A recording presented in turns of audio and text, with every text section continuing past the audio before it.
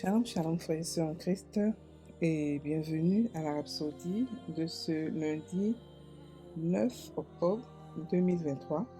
Rhapsodie écrite par le pasteur Chrisoya Kilomé, et la lecture vous est offerte par les vérités de l'Évangile. Le thème d'aujourd'hui est « La compassion est une force ». Alléluia. Et le verset est pris de Marc 1, verset 41 qui nous dit « Jésus, ému de compassion, étendit la main, le toucha et dit « Je le veux, sois pur ». Alléluia. On peut le lire dans Marc 1, verset 41. Le pasteur Christ dit « Rappelez-vous de ce que nous avons dit dans notre écriture, dans notre étude précédente sur la compassion. C'est un fort désir de soulager la douleur des autres. La compassion oblige à l'action. La compassion est une force. Quand vous étudiez Jésus et la façon dont il a rendu ministère, vous remarquerez qu'il était souvent ému de compassion. Chaque fois qu'il avait de la compassion pour quelqu'un, ou qu'il était ému de compassion pour quelqu'un, il faisait quelque chose pour changer la situation. Alléluia. La compassion l'a poussé à enseigner aux gens et à les nourrir et à les guérir. On peut le lire dans Marc 6, verset 34, qui dit « Quand il sortit de la barque, Jésus vit une grande foule et fut ému de compassion pour eux, parce qu'ils étaient comme des brebis qui n'ont point de berger. Et il se mit à leur enseigner beaucoup de choses. » Et dans Matthieu 14, verset 14 dit « Quand il sortit de la barque, il vit une grande foule et fut ému de compassion pour elle, et il guérit leurs malades. » Alléluia.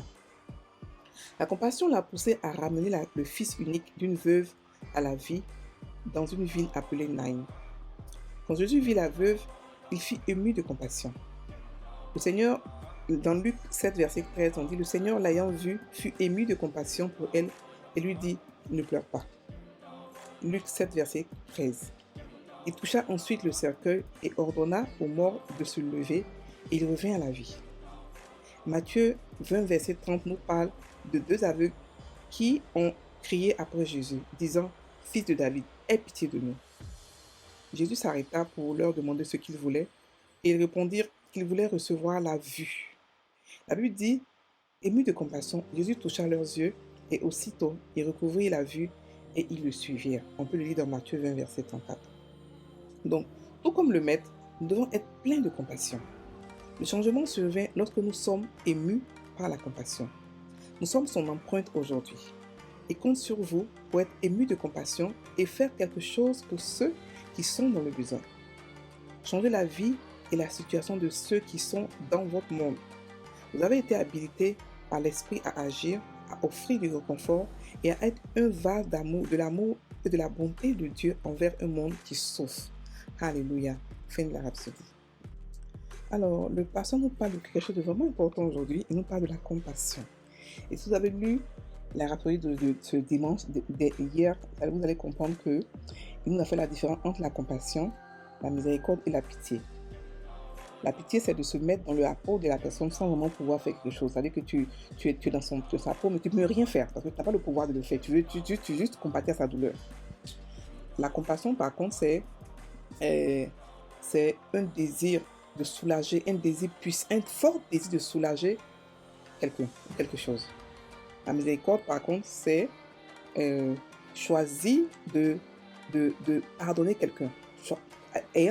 Ayant le pouvoir de lui faire quelque chose, c'est-à-dire que ayant les pleins pouvoirs de pouvoir punir, tu décides de ne pas punir la personne. Tu décides d'oublier ce qu'il a fait. Ça, c'est la miséricorde. Et les trois choses-là, on l'a. On a beaucoup plus la compassion et puis la miséricorde parce qu'on est enfant de Dieu. En tant qu'enfant de Dieu, on a l'amour de Dieu et on est l'amour de Dieu.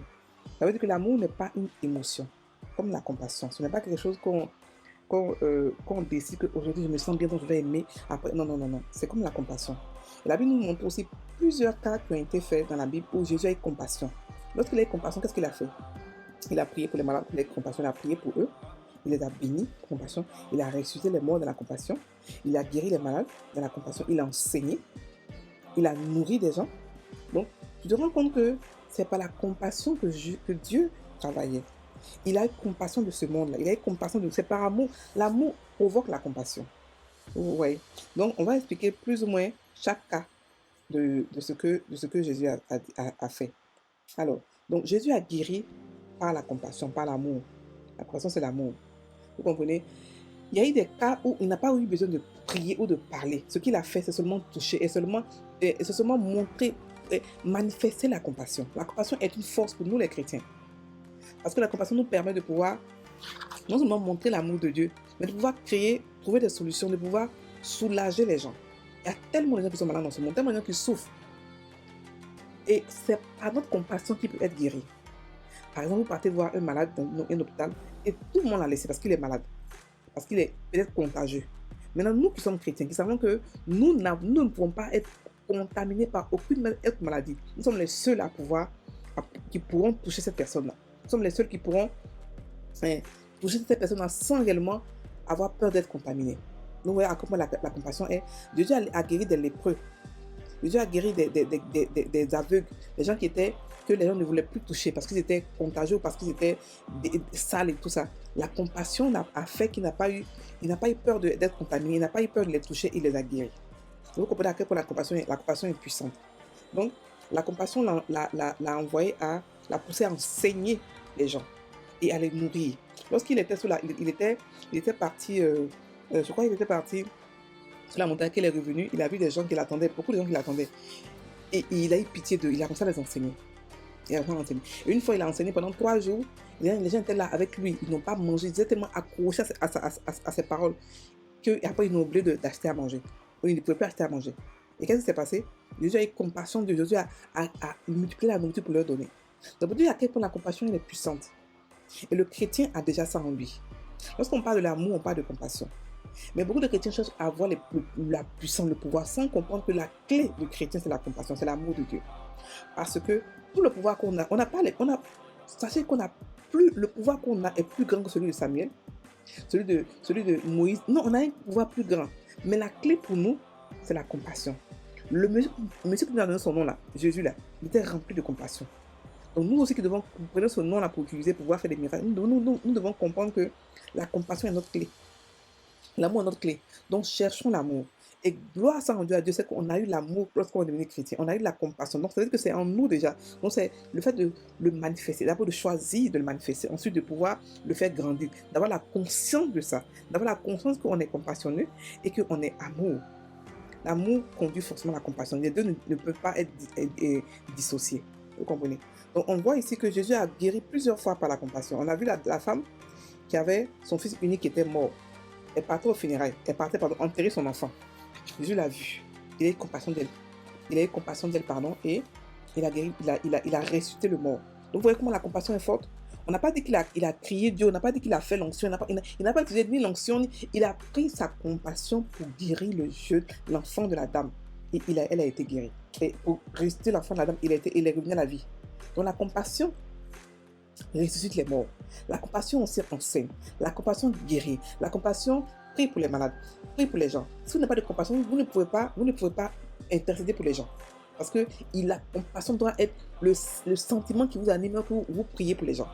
Vous devez avoir pitié d'eux parce que dans l'état où ils sont. Vous devez avoir pitié d'eux dans ce qui se passe dans leur vie. Parce que le diable malmène le monde comme il veut, je vous assure.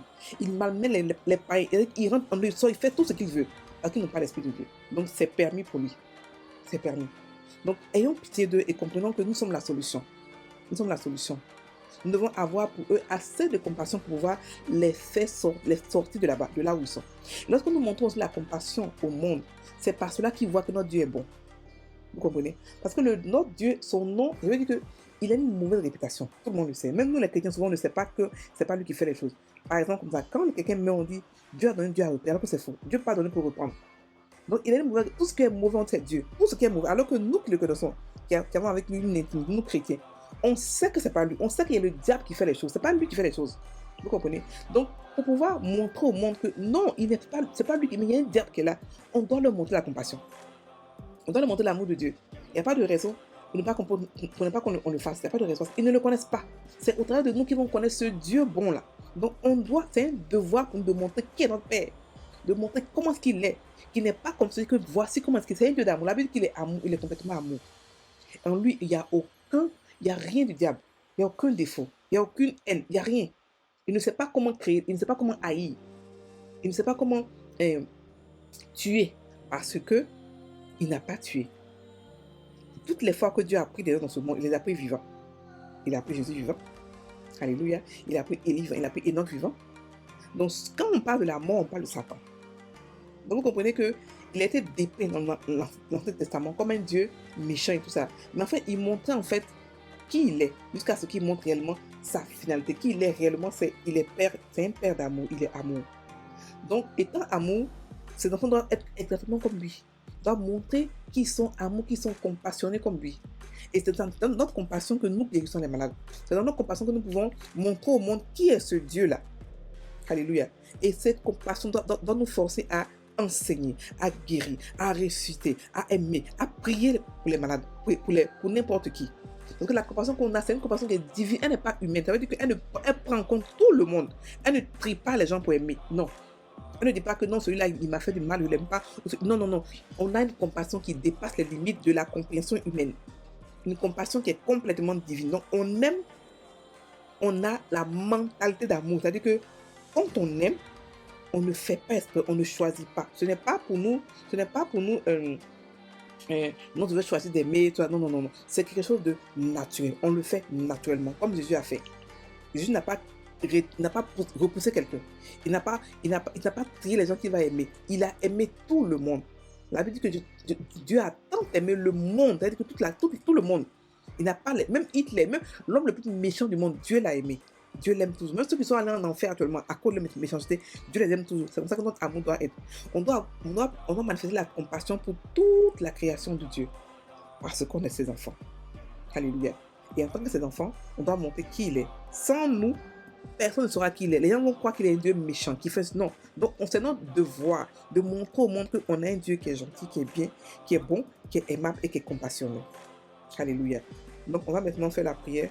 Rappelez-vous que une chose, la compassion permet de guérir. Pour ceux qui veulent guérir les malades, utilisez votre compassion et guérissez les malades. Touchez les malades. N'ayez pas peur d'être contaminé parce que vous avez en vous la vie, la santé divine. Mais d'abord, soyez conscient de cela avant d'aller toucher les malades. Soyez conscient de cela et puis manifestez votre compassion et guérissez les malades. Enseignez, priez pour les malades, priez pour les gens à cause de la compassion qui vous tient. Alléluia. On va faire la prière. Cher Père, je suis incité par les exemples de Jésus qui, ému de compassion, a apporté la guérison, la force, le réconfort et l'espoir à ceux qui sont dans le besoin.